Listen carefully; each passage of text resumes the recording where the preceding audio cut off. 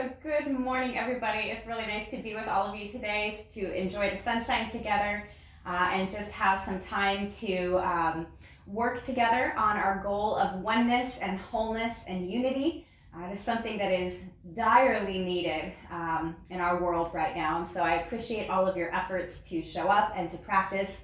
And that's really what we're going to talk about today. We're talking about how the obstacle or the obstacles that we experience in life, while we often feel like they're sort of what's in the way of our progress, the obstacles themselves are sort of the path or are sort of the keys to working toward our goal. Another way to say that maybe is that the practice itself is the reward. Normally when we use the word practice, we think of it as something that we do in order to get to a specific outcome. But I would like to pause it this morning and just try to hold the attitude as we practice today that the practice itself is in fact what it is we're working toward, that it's not the practice leads to a separate outcome or a separate goal, but that the practice itself is in fact the goal, or that the obstacles that we work through are not a hindrance to our goal, but are actually the doorways to the goals that we work on as yogis. So I wanted to bring in just a couple of sutras this morning that kind of illustrate this point. And maybe we've heard these terms before. I'll kind of review these. So this is Yoga Sutra 1:12 through 14. Chip Hartranft has a translation that sounds like this: both practice and non-reaction are required to still the patterns of consciousness. Practice is the sustained effort to rest in stillness. This practice becomes firmly rooted when it is cultivated skillfully and continuously over a long period of time. Another way to translate those exact same sutras comes to us by BKS Iyengar, the very famous yogi. He says, practice and detachment are the means to still the movements of consciousness. Practice is the steadfast effort to still these fluctuations. Long, uninterrupted, alert practice is the firm foundation in restraining these fluctuations of the mind. So we've maybe mentioned before that the goal of yoga, or the definition of yoga given to us by Patanjali in the sutras, is the stilling or the ceasing of the fluctuations of the mind. And of course, all of us know that right now the fluctuations of the mind are like totally out of control. We have so much stuff going on and we're constantly bombarded by all kinds of disturbing news. And I think what we maybe could acknowledge, or maybe we can just try to hold in our hearts and hold in our bodies as we practice today, is that those things that seem to be hindering us, again, are in fact the method by which we find our wholeness. It is through acknowledging and dealing with and experiencing fully these fluctuations of the mind that we recognize stillness, that gives us opportunity to engage in that stillness, not just once or twice or every once in a while, but to try to engage and connect to that stillness in all circumstances, so that we might learn how to hold that stillness or stay connected to that stillness regardless of any obstacles or hindrances that we might perceive or recognize. And that practicing of being in that wholeness, or being in that stillness, or in that ceasing of the fluctuations of the mind, isn't just the practice, but it is in and of itself the reward, that the reward is finding stillness even among all of the craziness that's going on. So this morning, let's begin in our seated pose, Sukhasana, easy seat. So this is our comfortable seat, and feel free again to use any kind of props or support underneath your hips to ground. And intentionally, through engagement, through a deep sense of practice, let's see if we can just sit for the next 3 minutes or so in a tall, engaged, alert stance. And that groundedness that represents the stillness that is the very foundation of our yoga practice. So by first connecting to this stillness, we begin to engage with all of the things that are going on around us, maybe sounds or things that we might perceive as distractions, and just allow ourselves to settle into that stillness, not just despite these distractions, but in relationship to these distractions, these fluctuations. We can begin to focus our attention on the breath. Later in the sutras, just a few sutras away from the ones I shared this morning, it tells us that one of the methods by which we can come back into that stillness or reconnect with the stillness is by pausing the breath. So let's begin that practice now. We're sitting in our alert and still seat. After you inhale to your capacity, just take a noticeable pause before you exhale. And then at the bottom of your exhale, again, just a noticeable pause before you inhale again. So we're just sort of inserting that little, very brief pause. And as we do this, we find, again, practicing that stillness even among the movements of the breath, just like we can practice stillness even among the movements of the mind or the movements of sensation or the movements around us in the world. Returning again and again to that pause, regardless of the direction of breath, the direction of thought, or the direction that the world is turning around us, returning again and again over a long period of time to that stillness, that brief pause in the breath.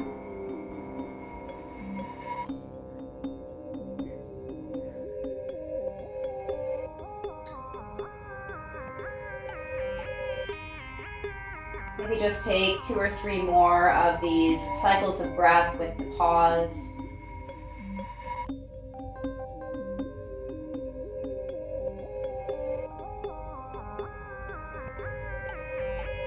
And then there's also this pendulum swing between action and detachment.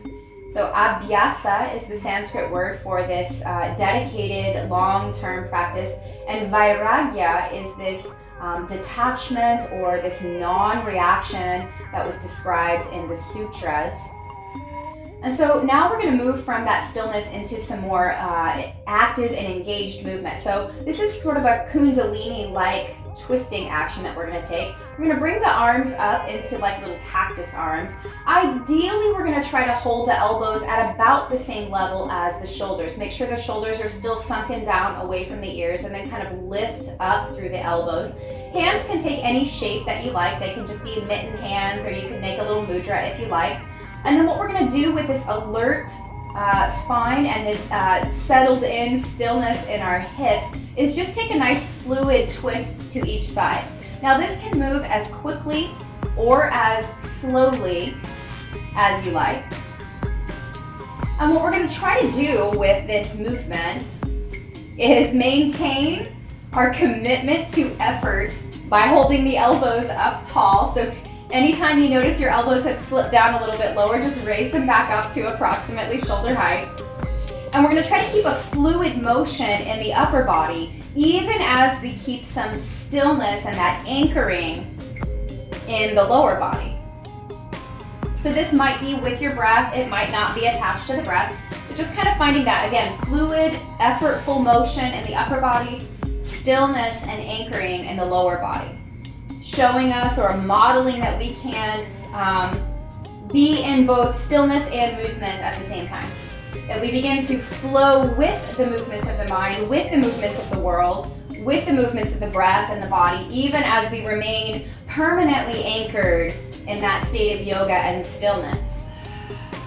And when we're engaged in this way, our focus tends to be on the action. But again, I'd love for you to just notice every time you get a chance that the lower body is still anchored, is still and grounded and connected. So we're going to try to do this for about another minute or so, which is, challenging. especially if we're trying to stay engaged with the elbows, remembering to lift those up to shoulder height. Start to feel that heat and burn happening in the shoulders. We might call this tapas, which is a passion for our practice, that dedication and commitment despite the challenge.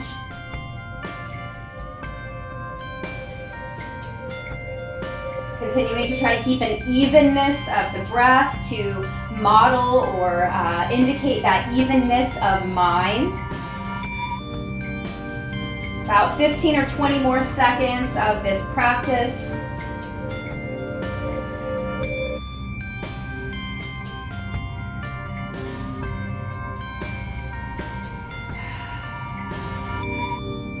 And finally, slowing our movement, bringing our hands back down to our lap. Feel that engagement of the shoulders. Feel the heat built there and just kind of settle into stillness again for a moment. Maybe we bring that pause back between inhales and exhales. Draw attention to returning again and again to stillness.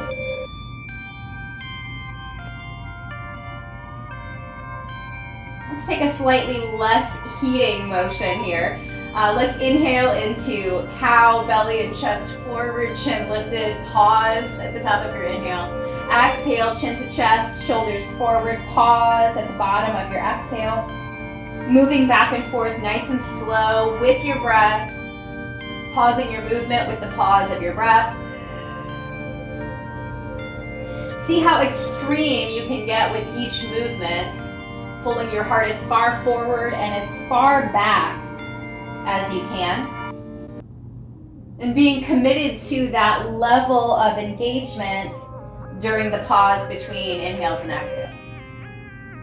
About 5 more complete breath cycles paired with this movement of cat and cow.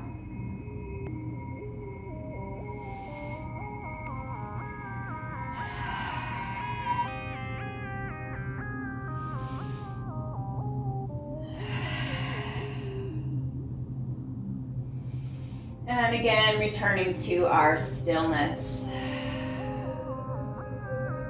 Maybe we retain that little pause between directional movements of breath.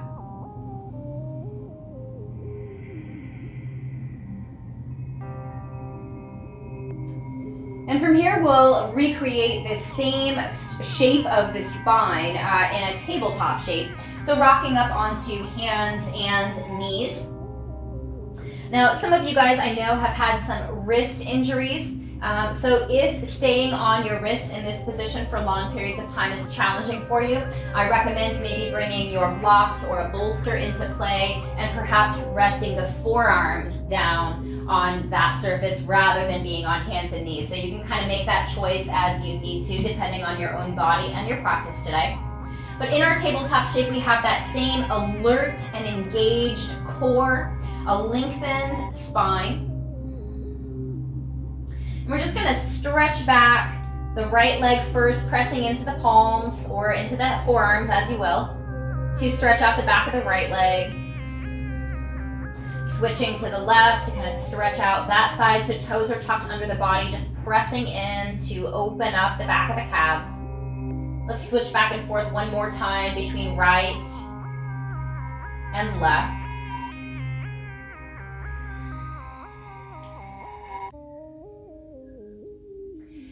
Coming back into our tabletop shape, I'm going to warn you, we're going to do some challenging things today, mostly in the way of committing to a challenging pose for a long period of time. So that's kind of what we're going to work on today. We're going to move back into our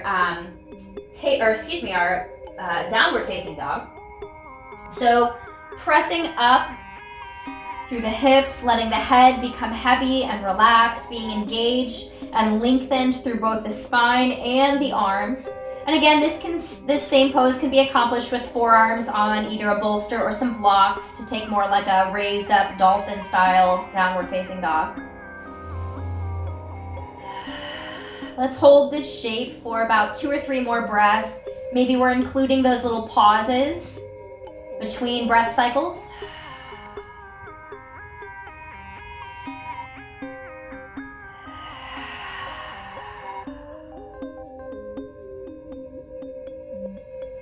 And then from here, we're gonna move into our plank shape. So maybe the knees are on the mat, maybe they are lifted, but again, we're gonna try to hold this shape nice and steady, engaged and alert for the next few breath cycles. This is sort of embodying that abhyasa, that well-placed effort over a long period of time, a committed dedication to facing the challenges and trying to remain still in our minds and even in our breathing. Eventually, we're going to drop the belly down to the mat. If you're on forearms and some kind of support here, we can still take this shape. We're going to lift up into some kind of either cobra or sphinx or downward, or not downward facing dog, sorry, upward facing dog. So just kind of holding the shoulders back, feeling the front body expand, and again, staying here for about 4 or 5 breaths, maybe including those little pauses.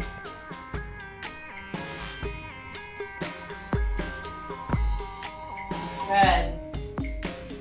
As we release this forward body shape, we're going to move into child's pose. So if you were using any kind of support underneath forearms, you can just kind of scoot yourself back far enough on the mat to sink the hips back towards the heels. And now we have sort of that cat shape in the spine, tucking actively the chin into the chest. And this is kind of a symbol of after we were facing forward in our hearts, facing forward in our gaze, now we're kind of looking inward, lifting the heart by returning back our focus to that stillness within. So we're going to take these same series of poses just a little bit more quickly with our breath now. So rising up from child's pose, let's find our downward facing dog shape again. 2 breaths in and out, and on that second exhale, let's transition into plank. Again, 2 breaths in, and on that second breath out, we'll lower down to the belly. Lifting to our back bend for 2 breaths. On your second exhale, we'll release back down and move into our child's pose. 2 breaths.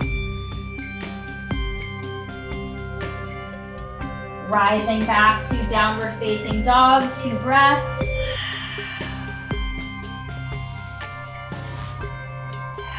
Moving into plank on that second exhale, 2 breaths. Be as steady and even as you can in your mind and your breath. Exhale down to the belly. Inhale, 2 breaths in our back bend. Second exhale, we release and transition to child's pose for 2 breaths. Back into downward facing dog. Let's just finish 2 more rounds of this. Second exhale, find your plank pose. Second exhale, lowering down to the mat. Inhaling into our back bend, 2 breaths.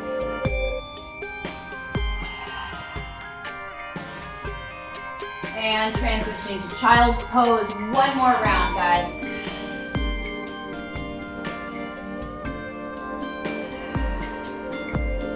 Down dog, 2 breaths.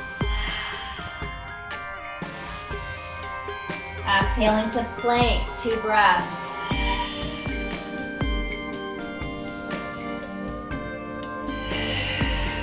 Inhaling to our back bend, 2 breaths.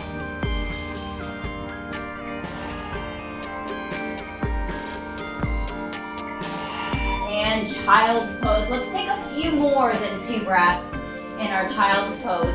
Returning to that inward gaze, connecting again to that inner stillness.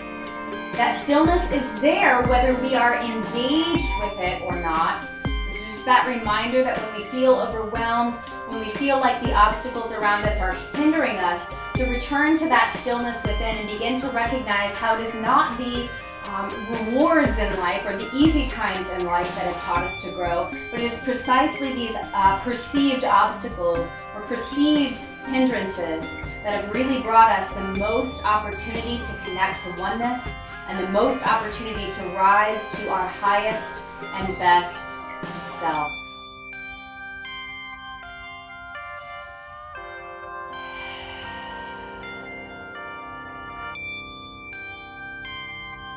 Then from here, we'll rise again back into downward facing dog. Let's take about 5 breaths here, committing to that engagement through the arms and the core and the spine lengthening, and relaxation and detachment through the head.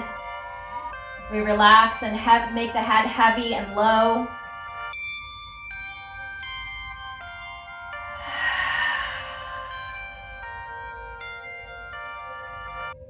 Good. From here, we're gonna step that right foot forward to come into a high lunge. The back knee is still lifted. Your left heel can be on the mat or off, up to you. And then we're gonna rise up through the torso to come to standing, sort of a warrior one type shape. And from here, we can choose what we'd like to do with our arms. We might lift and raise the arms. We might bring them to hips. We might grasp opposite elbows or interlace fingers behind the back. You can also press your fists into the low back for support. And then we're gonna try to hold this pose for a while. If stillness is your jam, feel free to just hold this pose and be a warrior in that way. If you need a little bit more action to stay in this pose, perhaps kind of bending into that left knee and lifting. Maybe it's with your breath. This is the long haul. This is abhyasa, that well-placed and consistent effort over a long period of time. 2 more breath cycles here, guys. Hang in there. Then straightening both legs. We're gonna lift the heart and draw the shoulders back. And again, we can choose different hand positions or arm positions here. Both legs are straight, hips are facing forward, heart is lifted, gaze is lifted. Here's where we acknowledge wholeness. Here's where we draw our perspective back out a little bit to see the whole picture, rather than just engaging with the challenge that's at hand, but seeing where it fits into the grander scheme of things. Again, holding for several breaths to demonstrate the challenge of that committed, long-term practice of connecting to stillness and connecting to peace, being detached from the immediate hindrance so that we can see the whole picture and stay connected to our oneness and wholeness. From here, we might use our blocks for this next pose. So we're going to start to release any bind we might have in the hands. We might position our blocks near the top of the mat. And once your hands are either on the floor or on the blocks in front of you, you're going to lift that back leg and try to come into a warrior 3 type of shape. Now your hands don't have to be on the floor. They can reach forward. Maybe just one reaches forward. They can reach back. Lots of ways to take this shape. But again, we're going to try to hold here and stay committed with as close to stillness as we can for the next several rounds of breath.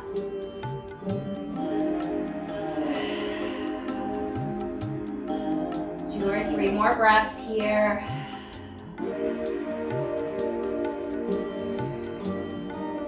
Then we step that left foot next to the right, lift up into a half flat back, extending both the length of the legs and the torso.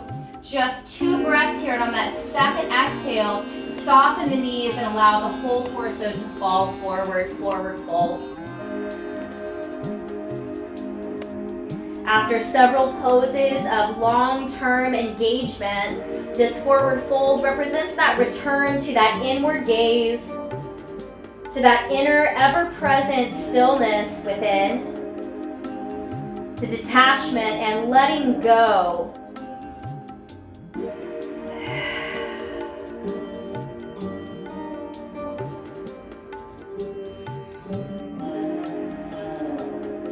From here, we'll bend at the knees just a little bit more, planting the palms on the earth to step back again into downward facing dog. 5 breaths here.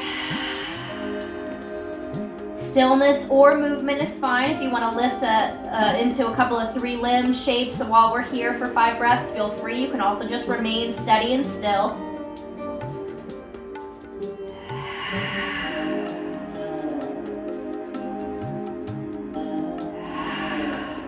On that fifth and final exhale in this shape, allow your knees to come down to the mat. Take a nice big cat arch in the spine and soften back into your child's pose. 5 breaths here, looking inward, practicing and returning again to stillness.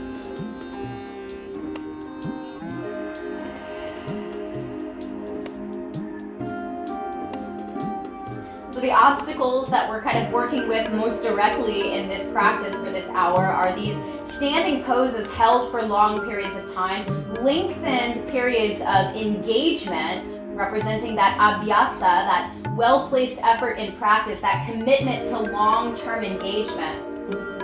And our non-reaction or our detachment is represented by these periods of stillness in resting poses. And it's the balance between these two active and passive, this engaged and detached ways of being that contribute to our wholeness. When you've taken your fifth exhale, let's rise again back up into downward facing dog for 5 breaths. Engaged and lengthened through arms, torso, engaged through the core, released and detached through the passive head here, just kind of shaking out any tension in the neck, letting the head be heavy and relaxed.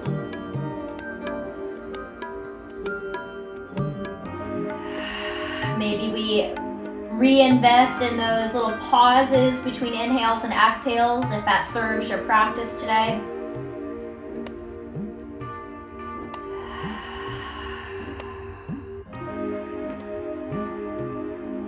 When we take that fifth and final exhale in down dog, the left foot is going to step forward between the hands, keeping that back knee lifted. Heel can be on or off the mat in that right foot. Reach up through the torso, coming into a warrior one-like shape. Again, choosing the right position for your arms, whether that's raised or hands on hips or interlaced behind your back in some way, or pressing the knuckles and fists into the low back. Perhaps we stay paused here in stillness. Perhaps we engage a little bit more, kind of bend into that right knee behind us, taking some little dips.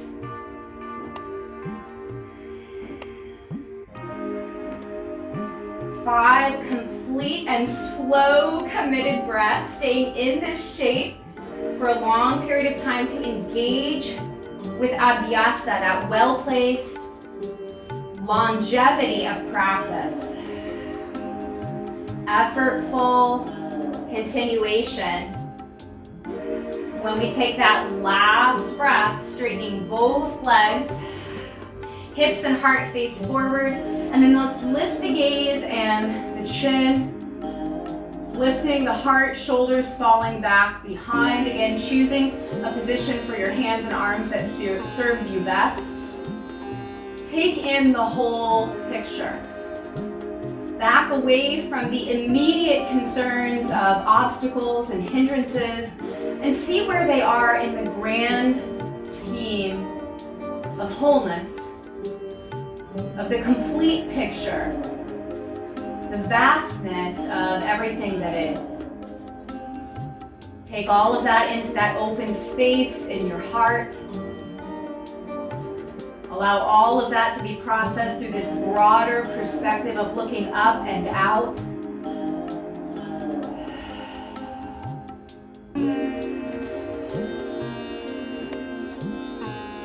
And again, from here, we'll move into our Warrior 3 variation. So releasing any bind you might have in your arms, coming forward either to the mat or to blocks, lifting that right leg behind you, lengthening out through the torso. Engagement here, facing this immediate challenge of staying in this challenging pose. Arms can be anywhere that serves you today. Ideally, the hips are level. We're engaged and alert through the core, the spine, and the mind, representing that abhyasa.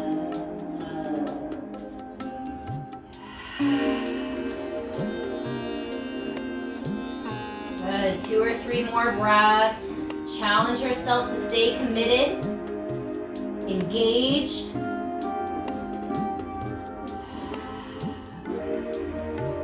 Eventually that right foot's gonna step next to the left at the top of the mat. Inhale to your flat back, take 2 breaths. Your second exhale, fold forward over the legs. Soften through the upper body, soften through the backs of the knees. Come back to that inward glance, reconnecting to that stillness and wholeness within. Letting go for the moment of our focus on engagement. Coming back to that focus on detachment. Letting go, releasing, taking that pause.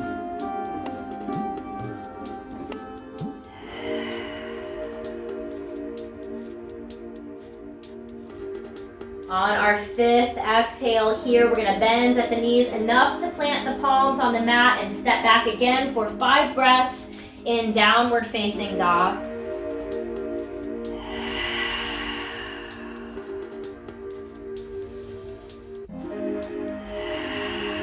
Remembering to stay engaged through the arms and the core, and disengaged or detached with the head and neck muscles, that passiveness in the mind.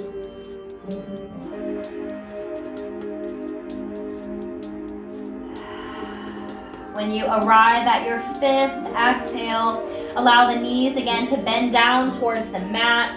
Big cat arch as you inhale into the back body. Exhale. Find an extended period here in child's pose. Coming back again to that stillness.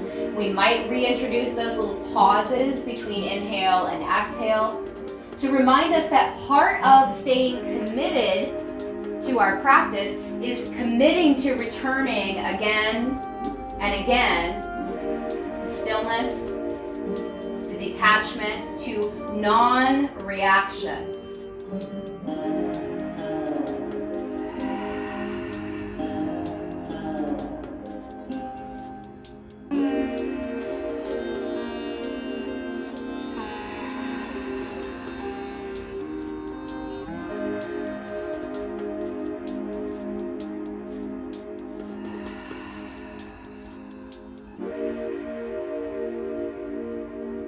Once again, we'll begin to rise back into our tabletop shape. And again, remember you can take that forearm option if this is challenging for the wrists. We are going to take a few more challenging plank-related poses here. So again, we're practicing that commitment to re-engaging again and again with our obstacles and our hindrances as they hold the doorway to our liberation. And between each of these, we'll find our rest again to return to that stillness. So stepping both feet back, toes tucked under, we're going to find our plank pose. Knees may or may not drop here. And ideally what we're going to do is drop our heels over to the left side, coming into a side plank shape. Now perhaps we lift and lower, perhaps we stay here, perhaps we're on our forearm instead of the wrist here. Top right arm can be anywhere, it can be resting along the body or reaching up. See if you can take a few breaths here before returning back to our plank position for one more inhale. Exhale, if your knees are not already dropped, drop your knees. Send your hips back towards your heels. Toes can stay tucked here as the hips are lifted. We're coming into a sort of like a child's pose or a melting heart puppy pose type shape.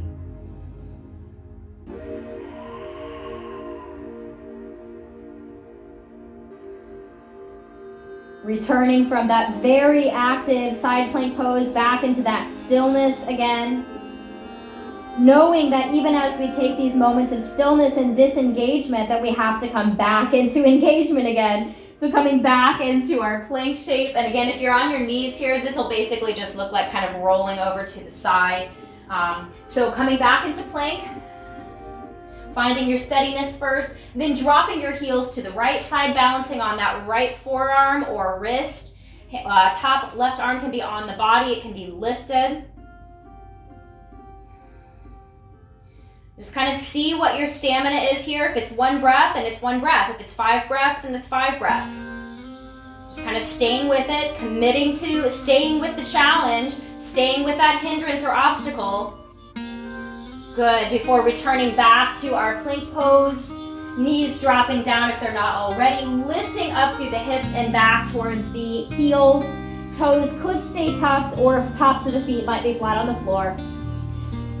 Take a serious rest.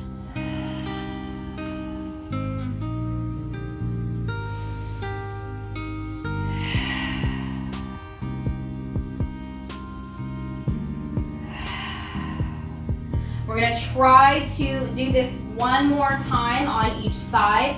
This time I'm gonna kind of demonstrate a forearm version rather than on the wrist.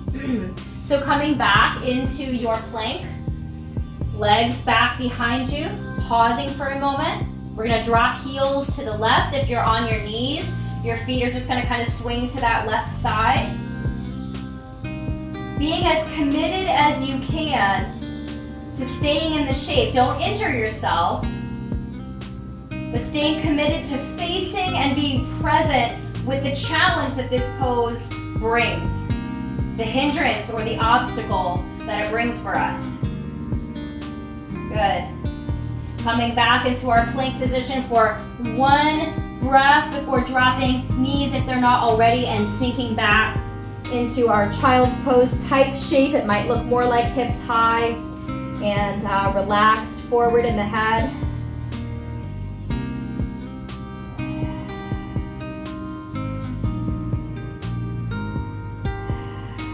Two more breaths, resting in stillness, returning to that inner peace and disengagement from the outer world.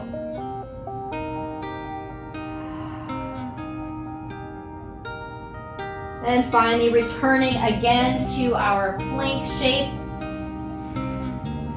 dropping heels or swinging feet over to the right this time.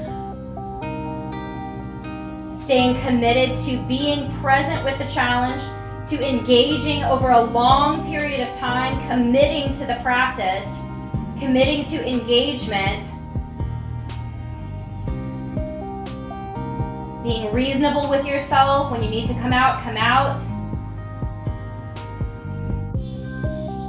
Good. Finally, coming back into our plank, taking one more breath in, and then again finding our resting shape for about 5 breaths. Going back inward, coming back to stillness.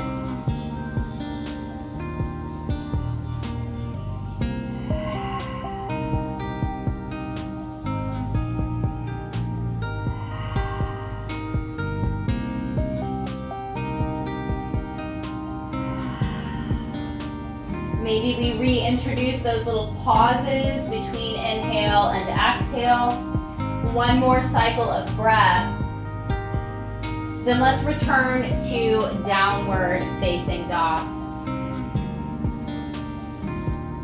Again, engage through the legs and arms, torso and core, remaining relaxed in the breath and relaxed in the head and neck.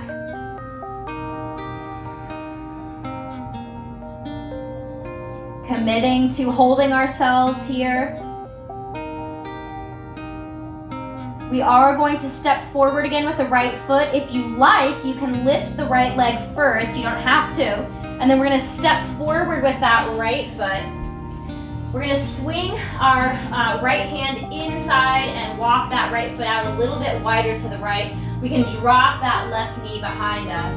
And here's where we have some options for committing to a dragon pose. We might stay on the hands on the mat with arms straight. We could bring some blocks underneath the palms to kind of lift the chest a little bit. We could alternatively come down to forearms either on the floor or on blocks.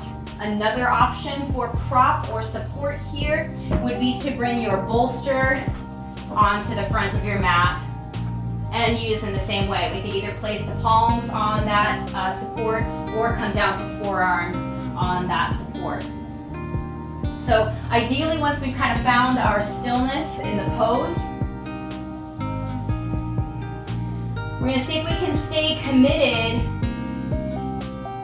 for a kind of a longer period of time. Soften down through the hips, allow your hips to come back into that sort of grounded place, passive and soft there. See if you can stay a little bit engaged, either through the front of the heart coming forward and the chin slightly lifted, or the back of the heart actively lifting and the chin softening into the chest. Either one is a valid choice. Make the one that allows you to stay in the pose with commitment, with a sense of steadiness.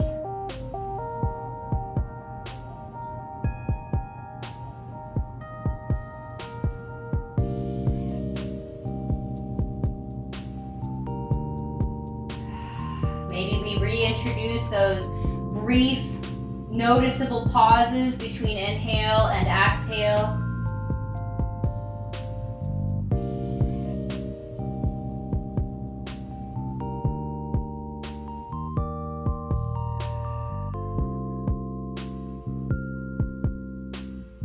Just another few cycles of breath. See how this obstacle of challenge in this pose, see if you can just stay committed to being fully present with it, accepting it as part of our practice, and the practice itself being the trophy or being the reward. Just about 4 or 5 more breaths. Be strong, be committed, be engaged and alert.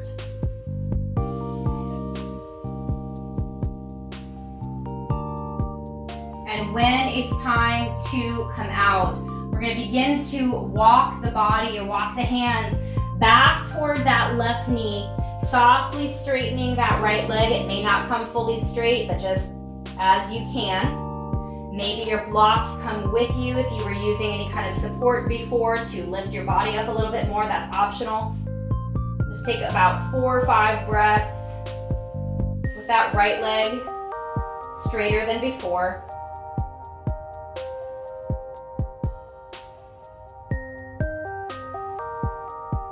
We're going to try something challenging here. We'll see if we can do it. We're going to send that left foot a little bit more towards the right side of the mat and come to seated. So just kind of pulling our hips back towards the heels. Then we're going to cross that right leg over the left. So we're coming into a little cow face pose. And if that's not doable, your right foot can just be on the outside of your left knee.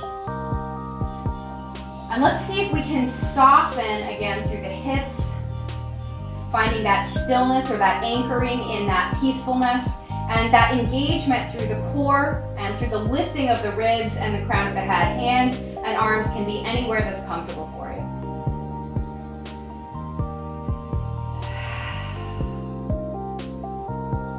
Just about 5 breaths more or so. And this alert and engaged upper body, softened and detached, stillness-centered lower body.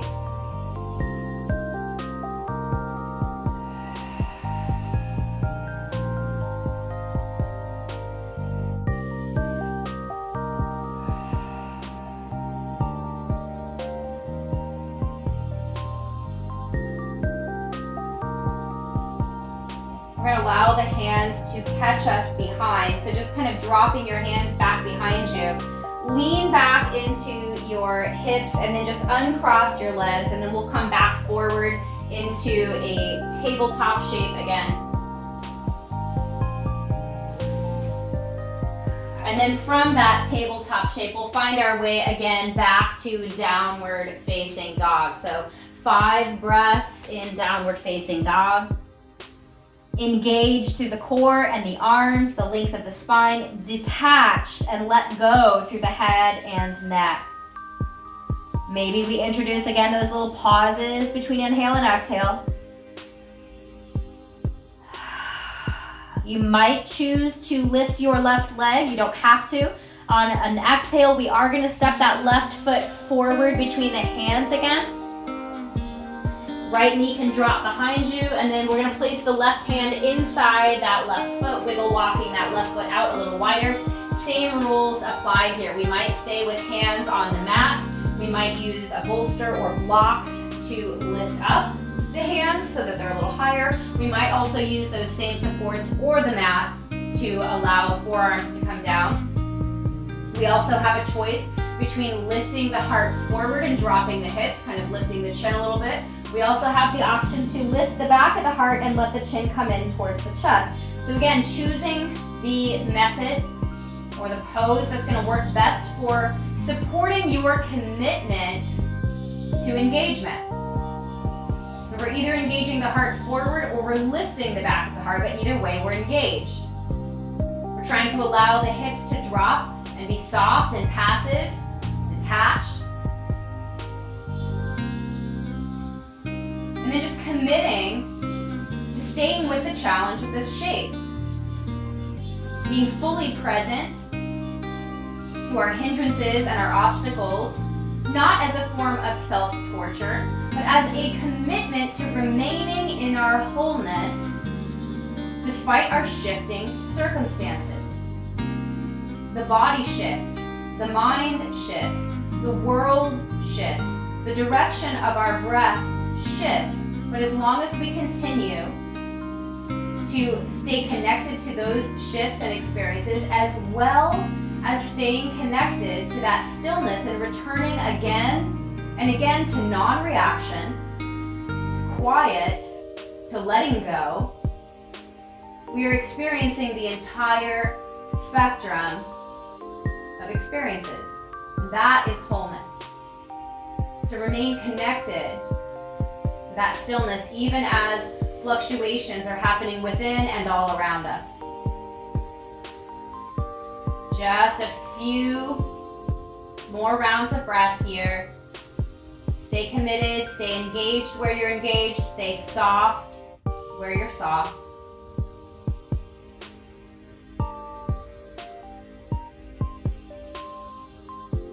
And as we transition from this shape, we're going to again walk the hands back towards the right knee, pulling that left leg a little straighter. It might come fully straight, it might not. You're welcome to bring any support that you were using back towards your hip as well to lift your body. You might also just be on the floor. You might also just be lifted with hands on hips. Lots of ways to take this shape. But staying committed for about 3 or 4 more breaths.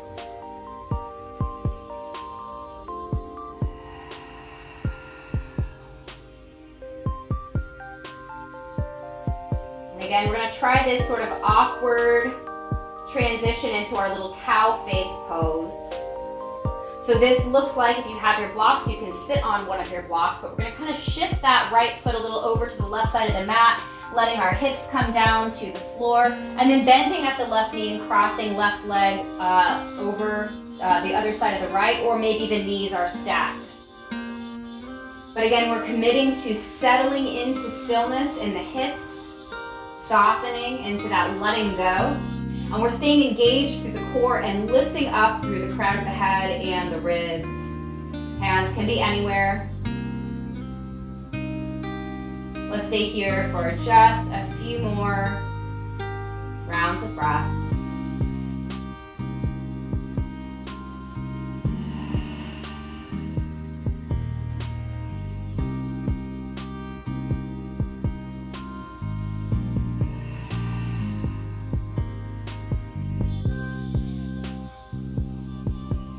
And coming out of this shape the same way we did on the other side by bringing the hands behind the body, rocking back onto the hips to free the legs from their crossed position. We're just going to bring ourselves so that the feet are in front of us. We can move any supports that we might have been using off to the side of our mat. And we're going to roll on down to the back. We've had quite a lot of engagement in this practice, especially through the core. And we're just going to take a very brief twist to each side in our supine position. So once your head, shoulders, and sacrum are relaxed into the floor, allow the feet to float up and away from the floor, knees falling just softly in towards the chest. We might find some motion, some circular or side-to-side motion here. Choose a place for your arms, either in a T shape or that little cactus or something similar. And we're going to allow the knees to fall to one side. You can start with either one, whichever one makes more sense for you. And pause here, again, about 5 to 7 breaths, maybe with those little pauses as the direction of the breath changes.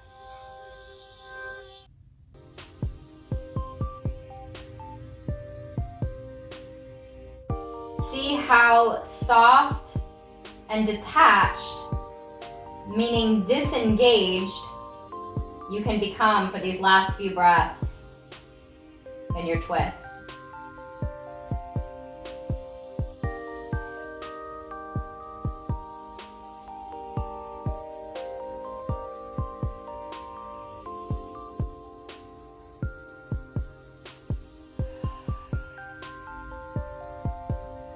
When it's time to come out, simply come back to center. Take any neutralizing motions you might need before finding your twist on the other side.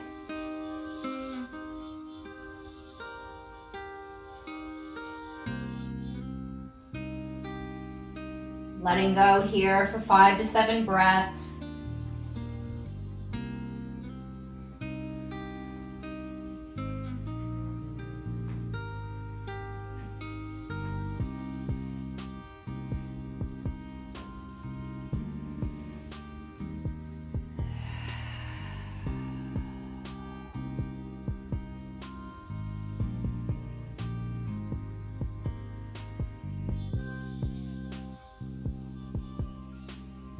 When it's time to come back to center, return to center. Take any neutralizing motions you might need. Maybe pull into a tight little cannonball or just find that little rocking motion. And then allow yourself to come into a deep and extended stillness of rest pose. So if you have some props handy, you might utilize those. If you want to have that flat back shavasana against the floor. Again, making the choice that most supports your ability to let go and come into a longer period of that silence, that stillness, and that detachment, that vairagya. And even as we settle into that place of letting go, we find that even though the body is more disengaged and soft and passive, that the connection that we have to wholeness is most engaged when we find this stillness. When we engage with letting go, we engage with wholeness.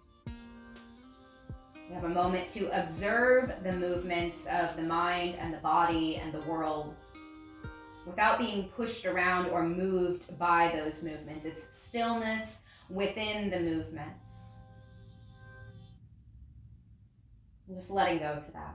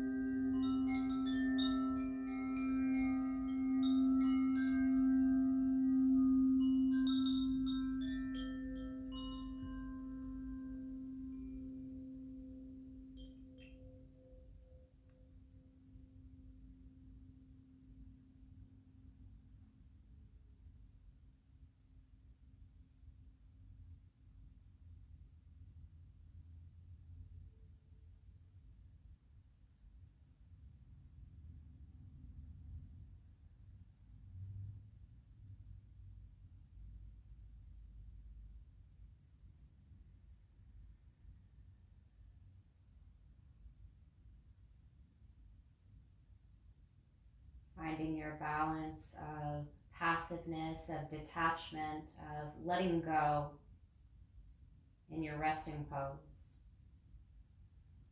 while still maintaining an alertness of the mind.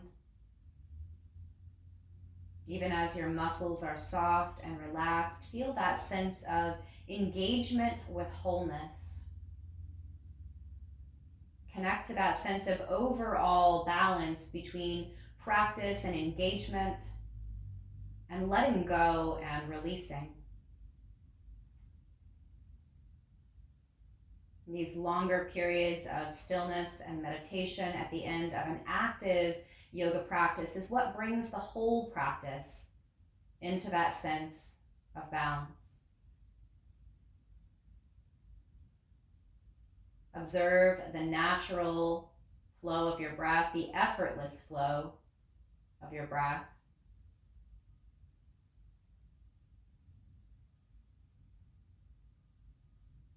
And as a path from this stillness back into activity, begin to intentionally create that little pause between the change in flow of direction of your breath. Inhale, brief pause. Exhale, brief pause.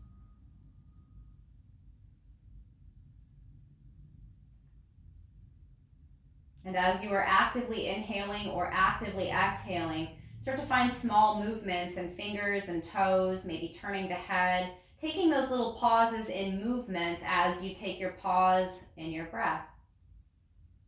Balancing between engagement and detachment, effort and ease.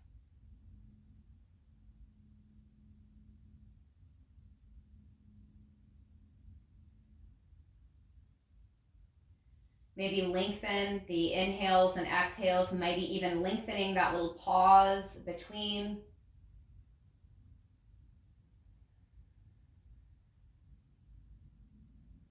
And eventually, over the next 30 seconds to a minute or so, begin to find the movements that allow you to come back to your upright seat so that we can end our practice in the same pose we began, in that comfortable seat of Sukhasana. As you arrive in that shape, being grounded and still in the low body, and that active engagement with the movements of breath and mind in the upper body, finding that balance between the two. As your palms come to press together in front of your heart center, find the balance between those opposites of action and passivity, engagement and detachment, and then pull that wholeness that includes both into your heart center, acknowledging the wholeness that you are and the wholeness of which we each are a part. Letting the chin drop to the chest to come into that higher perspective that sees not just the hindrances at hand, but the way those seeming obstacles fit into the wholeness of our learning and our experience as human beings.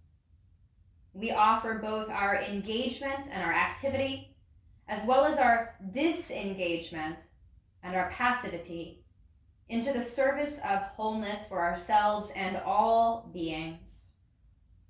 Loka samasta sukhino bhavantu. May all beings be happy, healthy, safe, and free. Namaste.